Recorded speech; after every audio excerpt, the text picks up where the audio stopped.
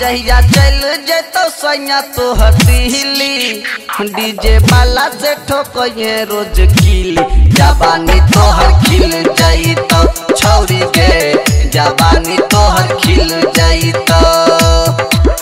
जवानी तोहर खिल जाई तो ये जहिया चले जेतो सैया तो हतीली आ डीजे वाला से ठोकइए रोज कीली जवानी तोहर खिल जाई तो छौरी के जवानी तोहर खिल जाई तो छौरी गे जवानी तोहर खिल जाई तो छौरी के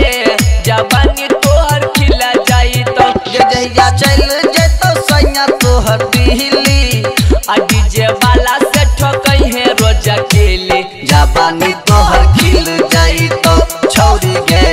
जवानी तोहर खिल जाई तो जवानी तोहर खिल जाई DJ Sanjay Raj recording by Riya studio Khagaria खिल जाई तो खिल जाई तो दे तो मजा खूबे डीजे वाला सैया के याद नहीं आई तो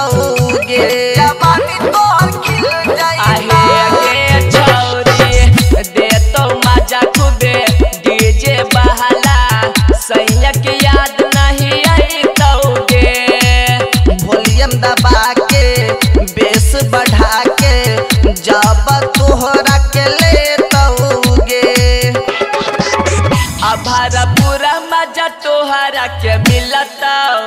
जब माइनस प्लस में है सट्टो जवानी तोहर खिल जाई तो छौरी के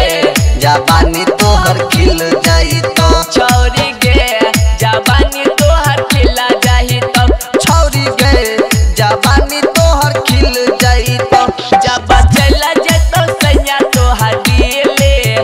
डीजे वाला से ठोकइए रोज कीली जवानी तोहर खिल जाई तो छौरी के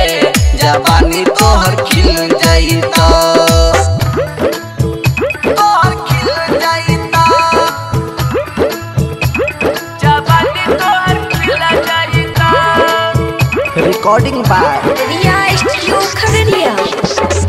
जहिया चल जेतो सैया तोहर डीजे संजय राज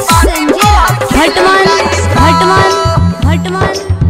राइटर रुपेश से कुछ ने बतई है डीजे संजय लगे जई है गे जवानी तोहर खिल जाई आहे के छौरी राइटर रुपेश से कुछ न बताई है डीजे मनीष लगे जई है गे मन के तोहर आस पुरई तो भटवा से होठ सटई है गे असुमन सैया के दिल से भुलाई है संजीव सुनहरा के लो तू लगई है जवानी तोहर खिल जाई तो छौरी के